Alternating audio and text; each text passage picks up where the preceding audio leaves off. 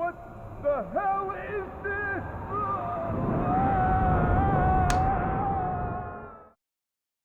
Many games live rent-free in my head. I try to be immune to nostalgia, but the longer I do this, the stronger the urge is to show people echoes of my past. The whole point of this YouTube channel was to push me to play or finish games I thought were interesting, and it succeeded multiple times. With me completing the excellent Koudelka, a dark and moody title that only shines brighter as time passes, followed up by the stumbling Shadow Hearts, containing an interesting take on battle execution, while hiding a last round haymaker that I still feel the pain of to this day. Would you believe me that that was all selfish stepping stones for me to finally reach Covenant? A title I fondly remember as that game with the good combat system?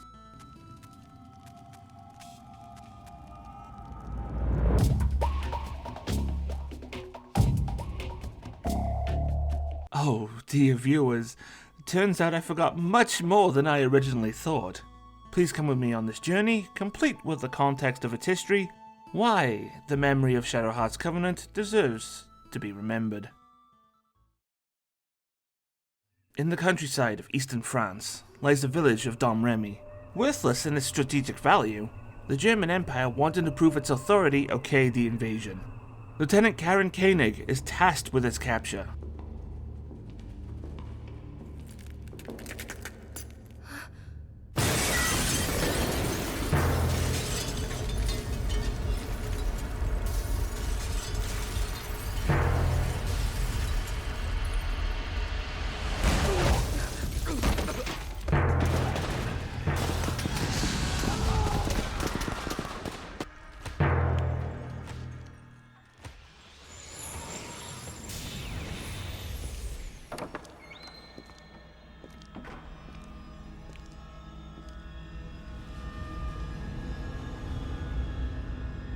The operation is a complete failure, thanks to the demon protecting it. Undeterred, the Empire gets an offer of help from the Vatican. Karen is sent with an exorcist named Nikolai to retrieve a relic that will help defeat the demon, locked in a tower filled with the unruly souls of the dead.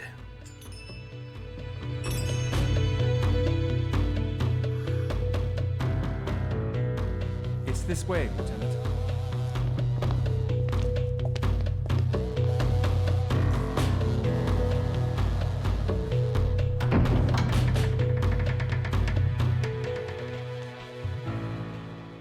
Damn, this is all so serious! And way better directed than the previous title. Surely this game's tone will be nothing like the first.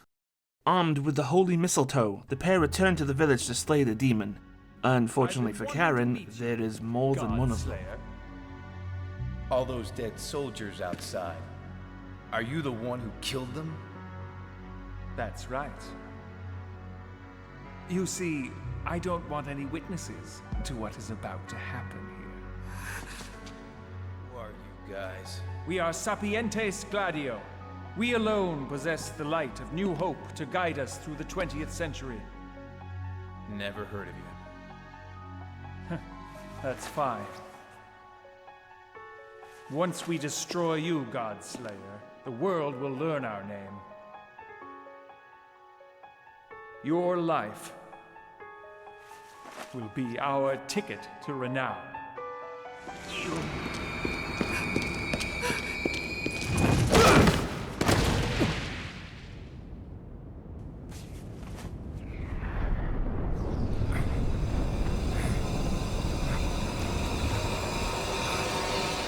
What the hell? What the hell is this?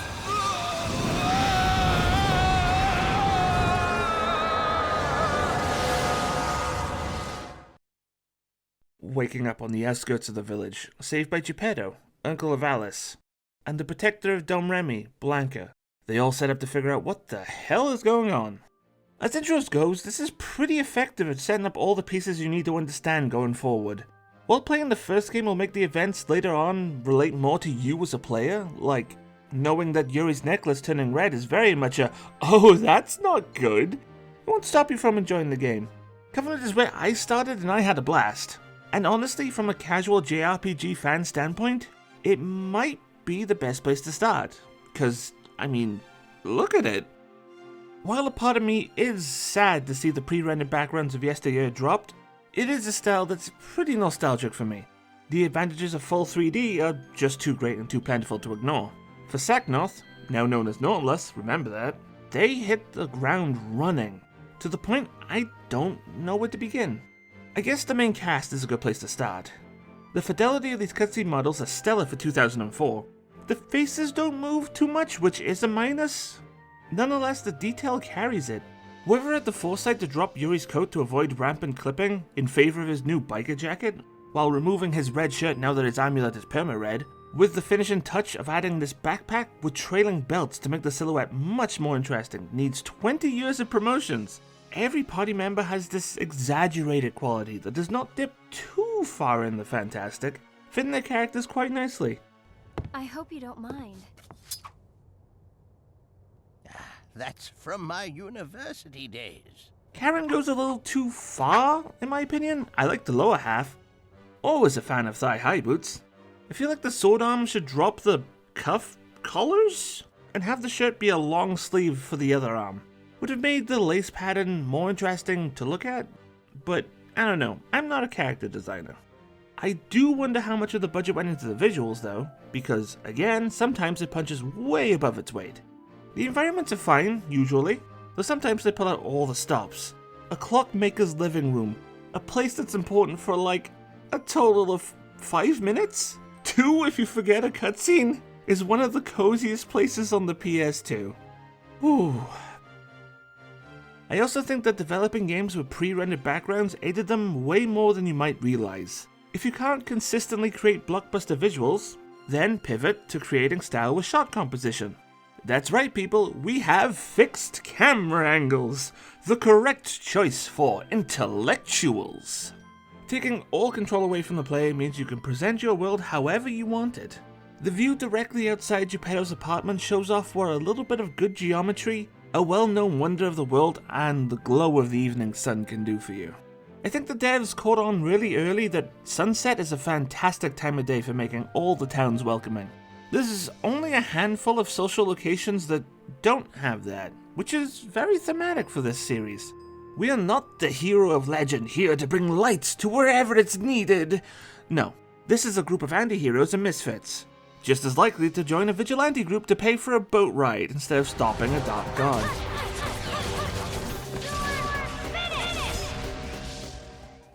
More importantly, it helps in hiding or mitigating the flaws you might have. Oh, that island is clearly just a texture 2 feet away from me. It's adorable. I'm not complaining, I'm applauding the scrappy nature of older video games. Or rather the only game series out of a publisher that solely made pachinko games. Can't imagine it was on the highest of priorities. The kind of thinking that leads you to create the most bog standard looking mines you ever done see. Rather than trimming it down or reworking it, we just make the cameraman go fucking wild. There are definitely sections where the budget still shows. One of the first battle backgrounds has a whole section missing from it. Like, it's right there, you can see it. Oh, and this train. Oh, this train. The game hits shelves tomorrow? Okay, Takahaka Johnson. Just give me the textures, and I'll slap them over a rectangle. See? Train! Its shortcomings are just not as distracting as the first game. Full 3D means we also have proper cutscenes, something I sorely miss from Koudelka. Though if you think we're getting the same dark tone with that dry wit, you might want to depart this minecart early.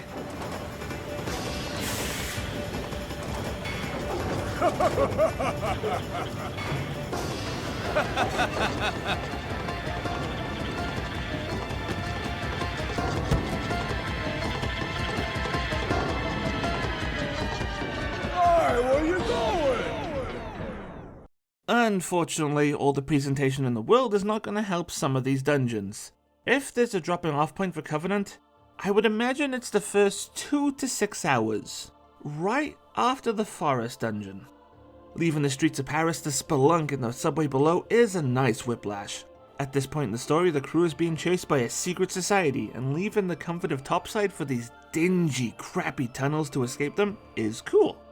It's just not that interesting to navigate. You're just moving trains to open up gaps in these identical looking pathways.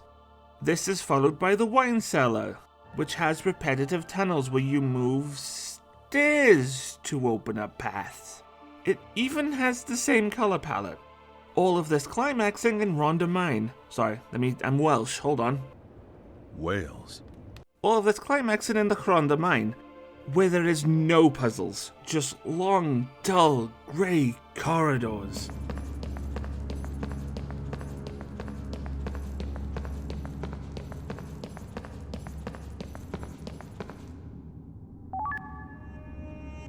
I get it, we're trying to be horror while the party is low level, trying to keep the player uncertain about what's coming next, whilst holding on to that grounded contemporary feeling for as long as possible.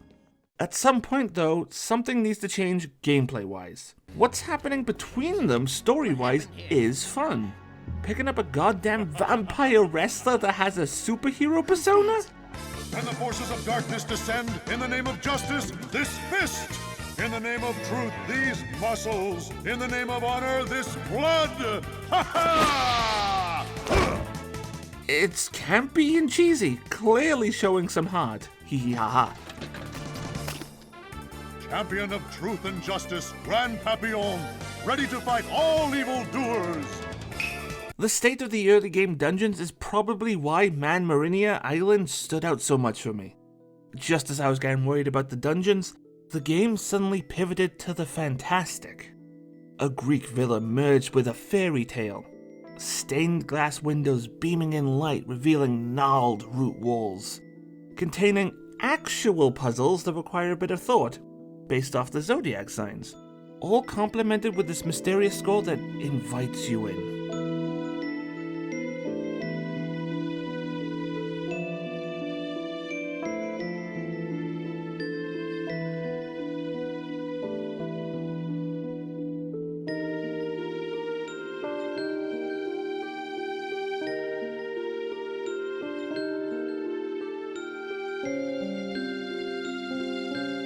I have a complaint with quite a few dungeons, but at this point, it's more of a JRPG genre dungeon design complaint than anything else. The standouts in Covenant reminds me that you don't need to be Wild Arms to have compelling dungeons.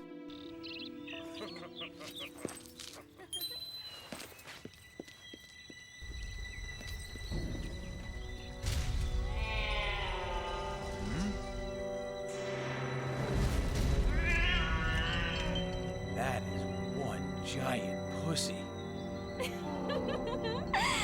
This is where you all die. I think the first thing that jumps out at me right from the word go is Covenant has a better grasp on comedy. The first game had funny moments, just acted through stiff animations and a rushed translation.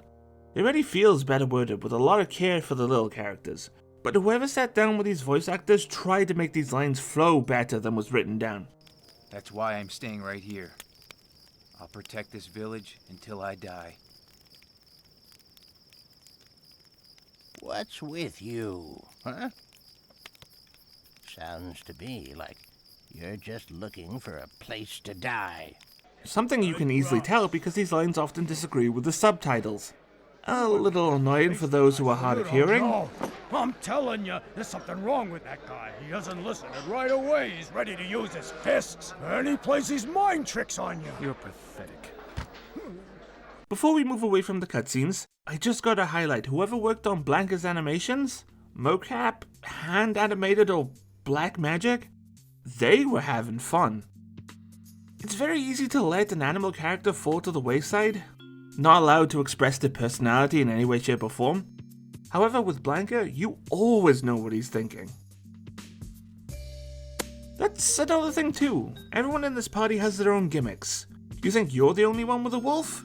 Get real. You need to prove that you're a top dog by finding them out in the world and earning their paw prints. Be careful though, some of these dogs are from Southtown. Yuri of course still has his demon summoning. Joachim commits theft to obtain powerful weapons early.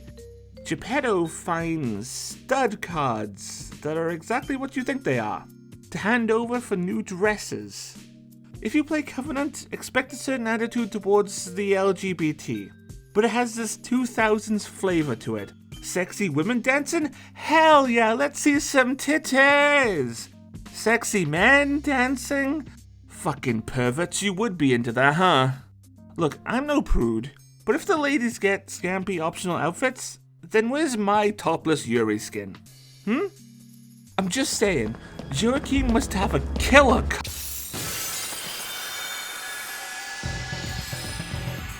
God, do I love me a good battle dimension transition. Fighting enemies on the map is cool and all, but you can't beat the classic take turns punch up. So I guess we should start with what stayed between games, because a lot is different these days. Number 1, the Judgment Ring. A quick refresher on the system. Whenever you do any action in battle, the Judgment Ring appears. It will sweep clockwise, and you as the player need to time your hits with the indicator when it's in the zone. Orange your attacks, blue is magic. Time it just right on the red strike area for a mini crit. Thankfully, unlike the first game, the whole ring is tilted much more towards the player, with the area looking infinitely sharper. And you know the devs care about your well-being when the game switches from cinematic 30 FPS it's been running at this entire time to a fluid 60 just for the Judgment Ring. We also have much more control over the ring. Between fights you can change the number of attacks, boost the size of the hidden strike zones, all that good stuff. Ever felt like you were getting worse in the first Shadow Hearts? It was not your imagination. The game was gaslighting you by making the zones smaller with every weapon. I only found that out by booting the game and checking that myself. None of that nonsense here. Small aside, I can't tell you how pleasing it is to my dumb brain that the number of zones in a normal attack now correlates to how many attacks there are performed. Give them more of a, that happened because of me! I timed it real good! Visceral reaction, rather than the first small flaccid flurries that somehow did less damage despite the hit count rising. Just like the first, if you're a reaction god, we have rings designed for you. They even have a hit this, you filthy casual! Just for those people who boast about beating a single Dark Souls. Included in this menu is the option for Auto Ring, for those who like the concept of the battle system but might struggle otherwise. This is a good thing. Anything to accommodate people that allows them to enjoy the same game I do is commended. In theory, you don't even need a drawback, since red spaces are so valuable in normal play. Imagine all the new players we could introduce to this series. Wait, Auto Ring, what are you doing? So, I wanted to test Auto Ring, because I truly hoped that I could recommend this option to people. You don't like timing? Don't worry, just pick Auto Ring and you can play the game. Hence, I completed a whole dungeon with it turned on, and I gotta admit, it kinda sucks, for 2 reasons. The first is that spells will always now be cast around 90% effectiveness. The strength of a spell depends on where the indicator was hit, losing you that guaranteed one-hit KO on weaker enemies. Elemental weaknesses will mitigate this, so I hope you like Anastasia, as she will be a permanent fixture for you, being the only character that can scan enemies. As for the second, worse reason, all standard attacks are reduced to single big damage hits.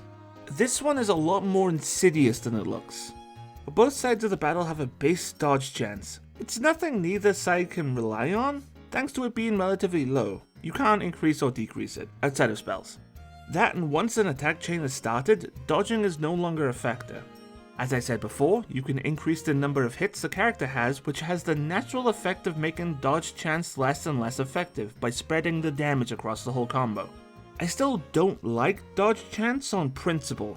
Simply failing at the Judgment Ring should be punishment enough. Don't backhand me for success. With all that in mind, reducing everyone's attacks to a single digit, and dodge chance now gets promoted to a fucking menace. Party members have to land an attack to start a combo, causing physical based characters to have to use MP on basic fights, or leave it to a goddamn coin flip, all because you were hoping that the game would give you a helping hand. It's certainly disappointing, but I shouldn't let it distract me. A hero has to have 1 or 2 weak points, you know. Nobody loves a perfect superhero. Your brains are enough of a weak point, if you ask me. Another boon for the combat is Yuri's overall tweaks. In the first Shadow Hearts, Yuri could bring 3 fusions into a fight. This had a weird knock-on effect in terms of party compositions. He was clearly the strongest character in the roster. Not that mattered, since 95% of the time you can't remove him anyway. You'd find forms that best suit how you wanted to play Yuri, effectively turning him into the linchpin of the group. The other 2 slots are just covering whatever holes are left open. I know he's the main character and everything, but I had no reason to explore what the others offered once I had Healing Lady, Scary Tiger, and that one kid who would not stop saying, "Mother, give me power!" In Covenant, the 3 fusion rule is out the window. Anything and everything you unlock can be used in battle. Feeling like what you picked is not pulling its weight? Just unfuse and try something new. Thanks to the SP cost of fusion now being deducted at the start of your turn rather than an upfront cost. This dramatically changes Yuri's dynamic with the rest of the party, making him the ultimate Swiss Army knife, being able to complement any composition. Now you pick the characters you want to have, with Yuri fitting in seamlessly. We still have the issue of main character syndrome, however I care way less when he's not dictating what's viable. I remember my first playthrough and I stuck to his earth and wind forms, using stat boosting skills while the party of mages wreaked havoc. This time around, I leaned into the opposite, a contingent of physical attackers with the fire form being the last in a chain of attacks to really push the damage as far as I could. Tired of all the good stuff? Too bad, here's AoE attacks. As characters take their turns, they will start to shift around as the battlefield develops. Think more Chrono Trigger than Grandia. We can't move or prepare attacks way into the future, more the enemies are creating situations that allow for optimal play. You get a lot of party members really fast, like 2 hours of gameplay and we have a full party fast. That alone makes the battle system way more complex. No worries of being overwhelmed either, since you design half of their toolkit with the new crest system, which itself was introduced beforehand. Simply put, crests have spells on them. Party members equip them. You come to understand all the building blocks of battle without wasting your time on tutorials. What this really does is fast track the importance of the combo system, while also giving you ample opportunities to mess around with it yourself. And what a simple, but interesting system combos are. Party members, once their turn rolls around, can opt to join in others for an opportunity for greater damage, with the drawback of not doing anything else and using an upcoming turn. All 4 characters can combo together, so as long as nothing big and scary comes in between them. Any character that lands an attack, plus a QTE to keep the ball rolling, starts a combo that gets stronger and stronger the more people participate. It's a basic system, all things considered, I admit. Does not change the fact that landing a full combo on a boss fills me with the good chemicals. Uh-oh, it's got me too. Yeah. The amount of damage possible in a system like this is actually absurd. Some mid to late game bosses only had 3 turns throughout the entire fight. The joy of optimizing the order of attacks to bring out every drop of damage never got old during my 45-hour playthrough. Honestly, it feels like it's ashamed of its previous entry, where battles could take place over tens of minutes. Covenant instead tests you physically and mentally to prove fate wrong, ignore the health of your party, go for a Hail Mary and finish this fight in record speed. Or drop everything on the floor because the game did not explain to you that physical space is now a factor. All attacks now have a hit count and a property like your regular attacks. All makes sense so far. However, they also have unique hitboxes and hit counts, and this alone will break your combos early on. Let's give an example. Blanca has knocked this enemy upwards. Karen combos off this with her special attack. It completely whiffs. While mildly infuriating, this can be seen as a learning experience. Is what I would say if it happened once. Enemy Guardian breaks the combo. That one makes sense, but I'm still pissed. Enemies getting up from the ground are immune to normal attacks. Characters moving to each other can push other party members who were already set up out of combo range. One thing you'll have to learn is the limitations or the jank of the system. Like, not being able to start a combo to begin with. Lucia pulls a tarot card here that makes me miss 8 whole turns.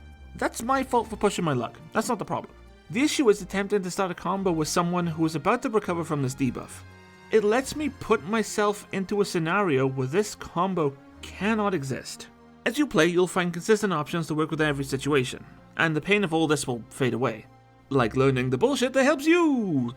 Some of Yuri's transformations increase him in size, causing him to touch any nearby allies, triggering a combo. Meaning at the start of battle, while they're all lined up, that's a free 3-man combo if you put him right in the middle of the party. Or some actions not moving your character to a random spot upon use, meaning you can sneak extra actions in, allowing you to enjoy this battle system to its fullest, and it is a great system. just be prepared to feel robbed in the beginning. And once you've put all the pieces together, Shadow Hearts wants to encourage you to go the extra mile. Most battles have an optional reward should you meet the right conditions. Things like taking 0 damage, not missing a strike zone, harder than it sounds, the enemies having no or very few turns, and obtaining a high combo count. None of it feels required. Hell, I think the rewards are a little too stingy outside the second half's bosses. The devs did not want perfect play to be the standard, which I do ultimately agree with.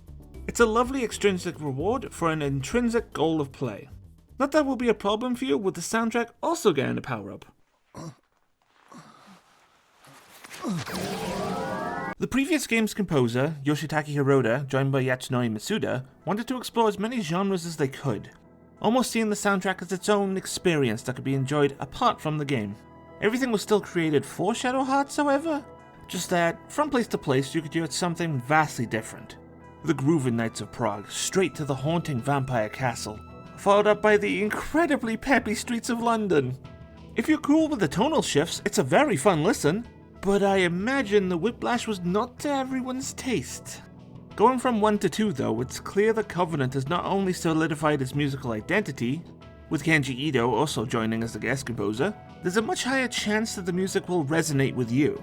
The distorted synths and chanting are now reserved for Peril.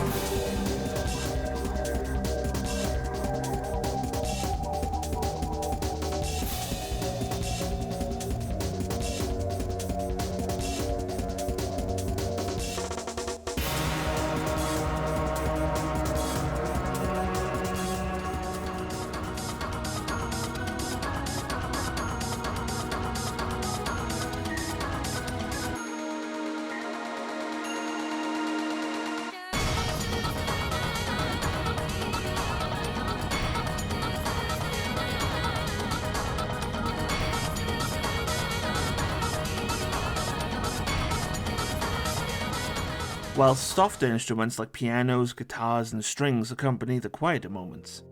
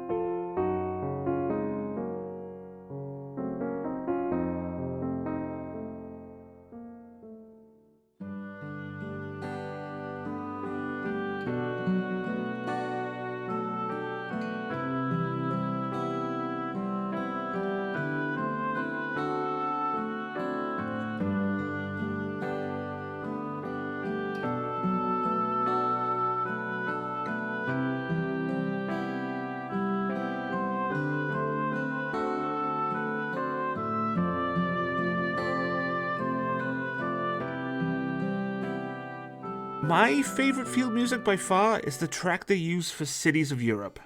Almost every place you visit here is drenched in fading sunlight, the last drops of comfort before setting out into danger again.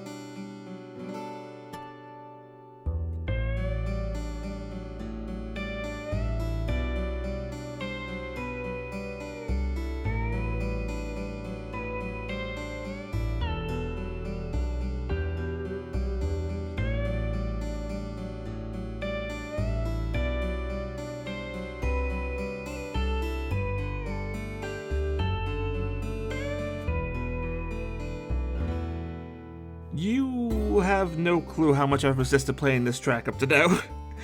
I should be mad that these tracks get way overplayed.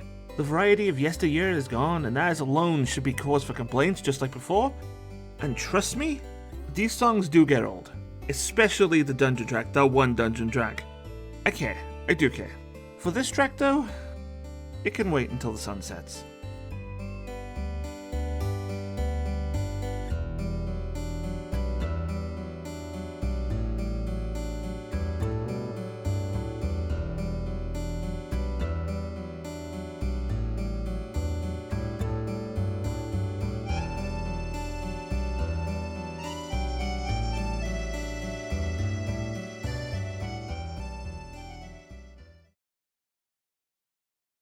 Shadow Hearts had some bonus content, though it was locked behind weird party combinations and item descriptions.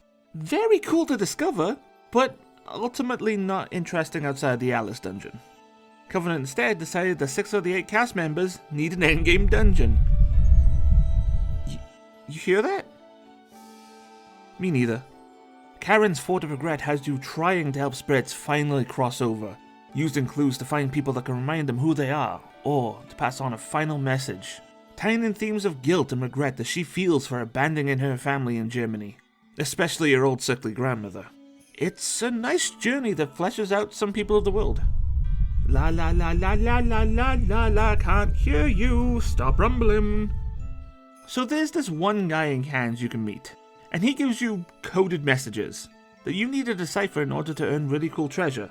Some of which are cruelly simple, like, fuck you. While searching for these items, you're most likely to find the quizzes that also show up around the world. What color was his loincloth? Hell, you like trials? How about 20 battle scenarios under some nasty conditions for sick loot? Are we really doing this again? You think I have time for you today? This video's already over an hour long and you want to make it worse? Nah, fam. I'm gonna make you worse.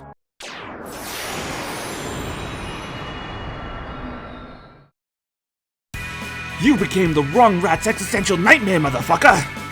And as you ascend this tower made entirely of wrestling rings, each floor having a disciple of the Great Gamma, a real-life figure with a diet that would kill a normal man.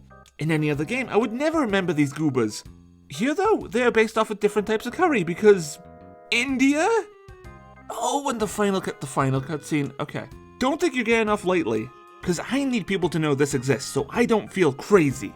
The final match, at the top of the tower, is deciding who gets to be the bottom. What does that mean? I'm sure you'll figure it out. Well, very well then, I will tell you. Those who fail in the Man Festival must receive as a punishment the winner's full manhood. Manhood? You don't mean... So, great question. If you win...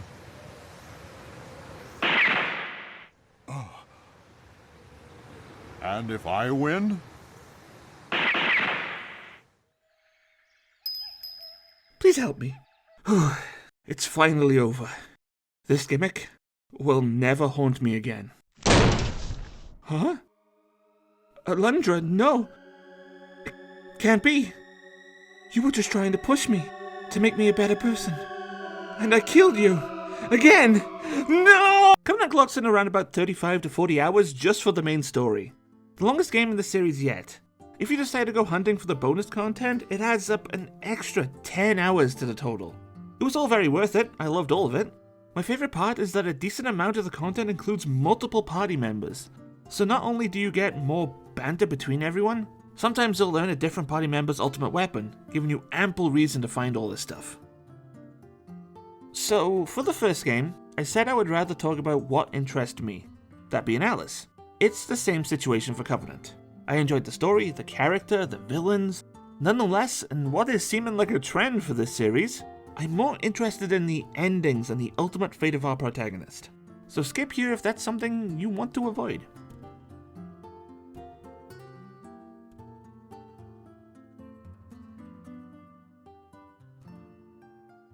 If you've finished or at least played a certain way through Shadow Hearts 1, an interesting dynamic happens between the player and the game.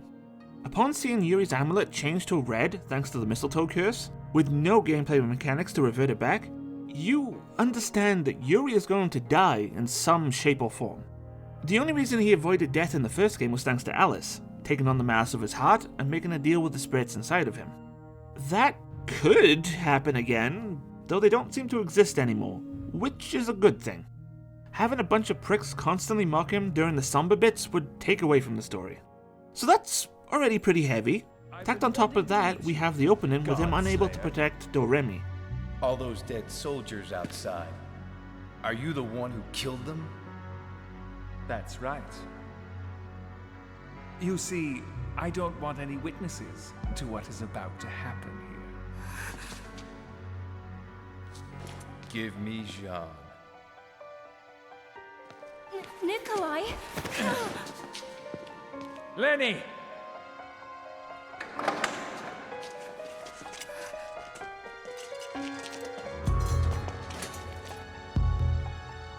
It's something he clearly feels guilt over. It's never clear who killed Jean. Looking at the character profiles, it says she was killed by the Society, and other sources back that up. It's still weird that it's just off-screen, so I must believe this to be the case.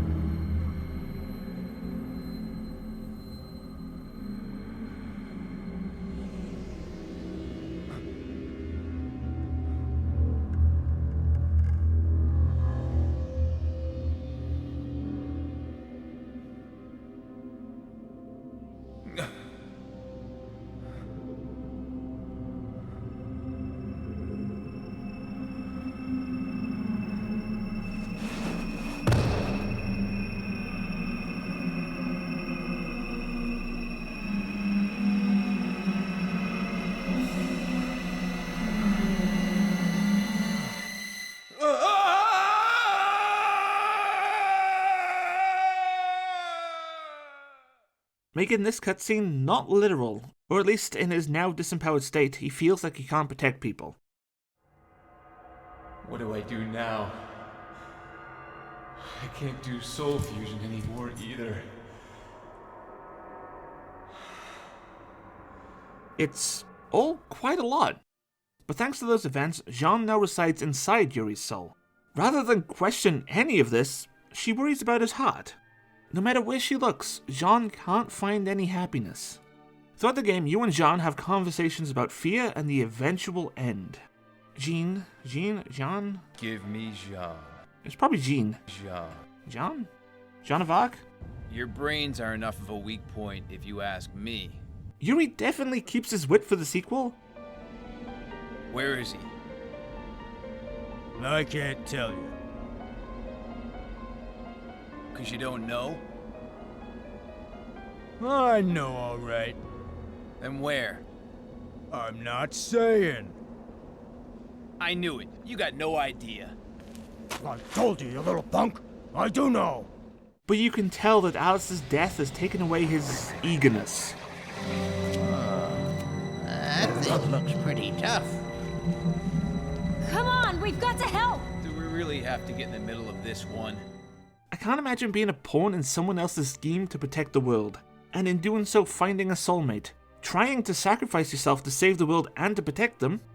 But rather that being your ultimate end, instead the person you love takes your place, fading away in your arms once you finally become free of everything. It's no wonder the man hid himself away. I just need that context out in the open for this.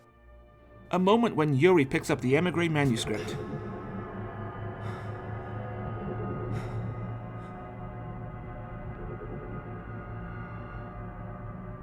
The book. To bring back the dead.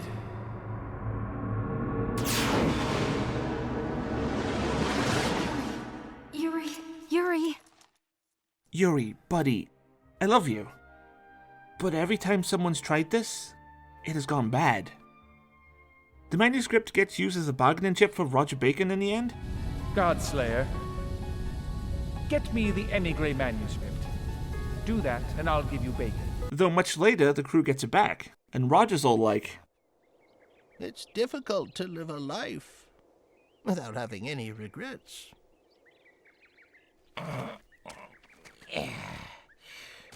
I've been alive for 700 years, and I've spent most of that time regretting. That's right, laugh. Laugh and just go on. That's the best thing to do. Then you can look back at even the saddest things and smile.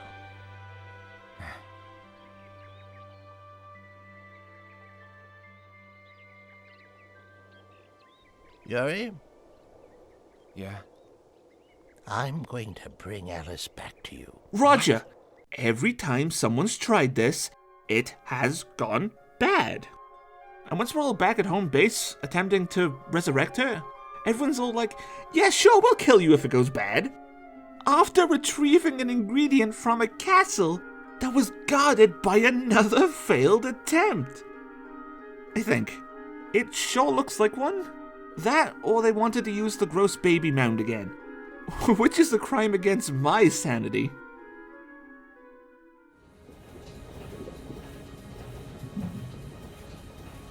Oranus, Oranus, by the wheels of the cherubim, take this soul beyond the gates of time.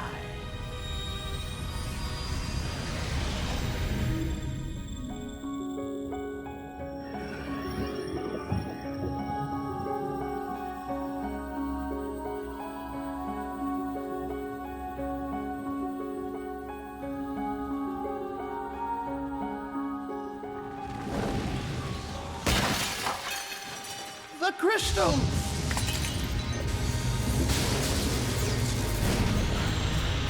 Oh my! Oh dear!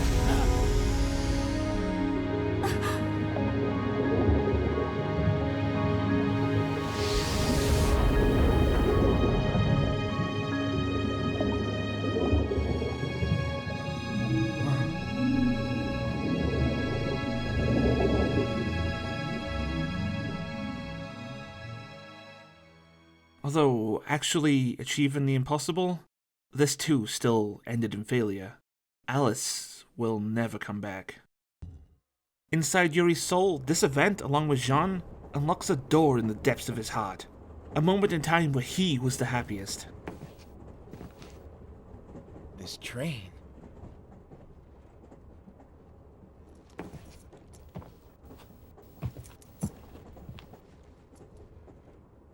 Alice.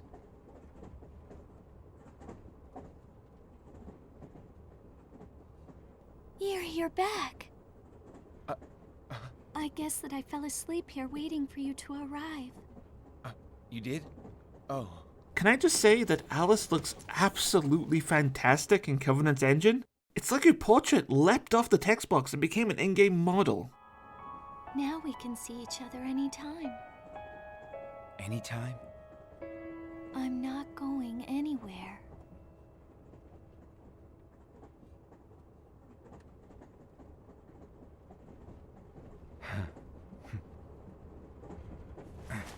Are you leaving? Yeah. I've got one more thing that I have to do. Once I take care of that, everything will be out of the way, and I'll come back to you. This whole scene is very sweet. Yuri finally lets his grief pass, keeping a hold of her memory.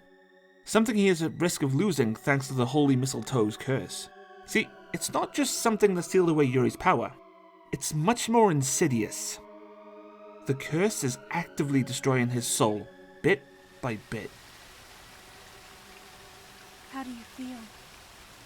I'm not getting any better. It's just like Nikolai said. There's no way to break this curse. Before the last boss, Jean comes to Yuri one more time, asking him what happiness means to him. This choice is the big decider on what ending you receive. I'm not going to refer to these as good or bad, as I think it devalues what they represent. Something I regret about Koudelka's review, actually. I think me, as I am now, I probably would have given the good ending more attention, but at the time I honestly forgot it the moment I beat it, because the bad ending would... Regardless, anyway, sorry, we're talking about this game. In the peaceful life ending, after the gang defeats the big final bad, they all pray to return to a better world. One by one, they all leave. Yuri stays behind, knowing that the mistletoe curse is about to finally destroy his soul. The adventure is over. I've lost a lot. In the end, was it really worth it? Will the new future be any better? Anyway, my story is over.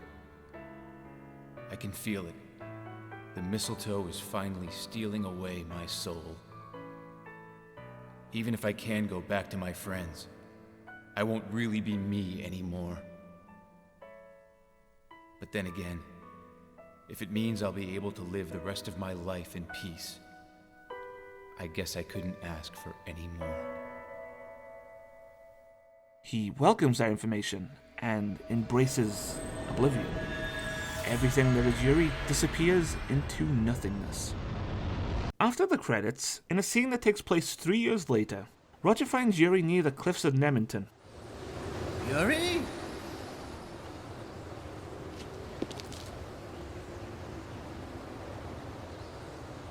I never thought I'd find you in a place like this. I've been looking all over for you. Yuri, who are you? Roger, distraught at his current state, pretends to be his father, bringing Yuri back so he can live the rest of his life in peace. This is an ending I can see an earlier version of Yuri taking, one where the player did not do any of the side content, or even engage with the people of the world. It's basically what he did at the end of Shadow Hearts, though this time without any emotional baggage or enemies to come after him. He's already done so much for the world, with the way he lived his life causing so much grief. Maybe it's time to switch gears, even if in the end it was resolved in a monkey paw kind of way. This ending also would have been really interesting in a potential sequel. Yuri coming back as a completely different person, exploring ideas of identity, heritage, others' perception of you. Maybe even challenging the idea of Yuri wanting a peaceful life. But would whoever he became afterwards also want the same thing? What does it mean for a person not to have a soul? Could you manifest another? Are your memories deeply tied to a soul? It's fun to speculate, but that's all I can do. Thankfully, time has made the other ending more interesting. Answering living life my own way alters the last half of the ending. He instead wishes to die, to take control away from the curse and end things on his own terms, keeping his soul intact, allowing him to meet Alice in the afterlife. Stick around after the credits and it plays a familiar scene. It'll be here soon.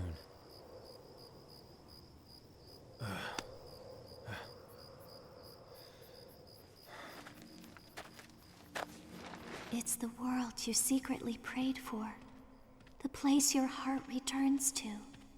The time when you were the happiest. You can start your life over again.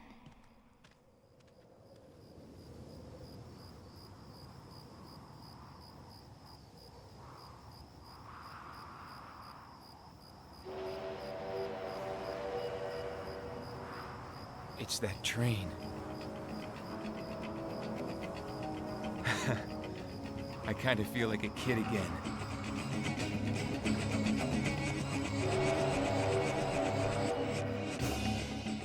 So, for years I've interpreted this ending as his life flashing before his eyes, reveling in the memories he chose to keep, never forgetting his own happiness. Instead, developers have put out information after the game's release that gives it new meaning. Now please take what I'm about to say with a grain of salt. The most quoted reference of the dev interview is from a Japanese strategy guide with no links. I tried tracking it down with little success, so view this how you will. They put forward the idea that this ending is very literal. This is not a memory. This is Covenant Yuri at the train station, arriving via his wish for a better world. This Yuri would once again go through the story of the first game again, from start to finish, and successfully save Alice from the Atman curse, therefore making both endings of the first game canon. While I dislike giving endings one single interpretation, the balls to dev headcanon is something I have to appreciate. Wanting the characters you created to finally be happy? I gotta let that be. And the funniest part is that it makes sense in the story of Shadow Hearts. The first game dropped clues on how to obtain the good ending, but it never tried to make any sense from Yuri's perspective. It's hinted that he tried to save Alice the first time, but the masks outside stopped him from interrupting Ant-Man. Now with that knowledge, he weakens the masks outside of his soul so he can break through the door to help her, finally saving her from the curse. Incredibly meta, and very cool to think about. It's actually nice to end on a positive note for a change.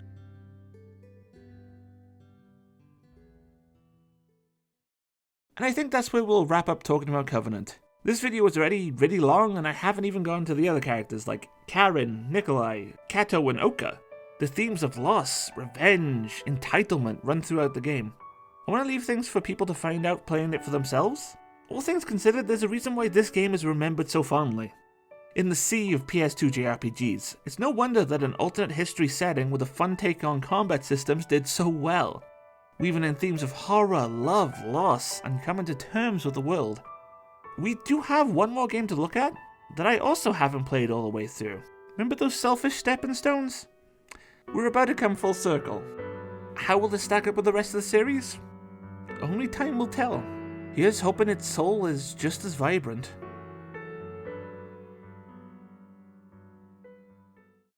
Howdy, and welcome to the end of the video. Sorry this one took so long.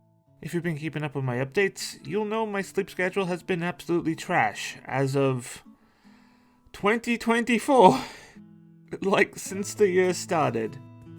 Nothing I want to get to in video form, it's more stuff is out of my control, but that's neither here nor there. I'm very happy I finally got around to this game. I was not lying about forgetting so much. The moment I got to that bloody... That is one giant pussy. cutscene, it all got unlocked like a core memory.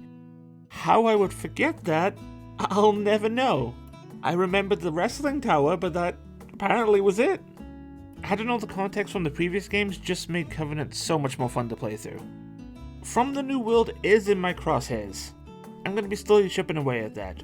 Or I might break her up with another Castlevania game, probably Lament of Innocence.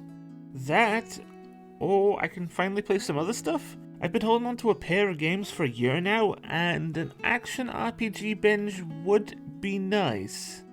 It's all up in the air. I'm very impulsive on what I want to play. I usually line up about 3 or 4 games and I just ask myself, what do I want to play? That process usually removes any game I'm not vibing with at the moment. I do think something shorter would do me good. That being said, last time I said that, Lost Kingdoms happened. We'll see what happens next. Yo, you want to hear some YouTuber shit? If you liked what you saw, feel free to hit me with that subscribe button. I would love to hit 5k subs by the end of the year, which doesn't sound much in the grand scheme of things, but for me that would be like, mwah, growth. Awesome. You want to know where else is nice? You. Until next time, folks. Bye-bye.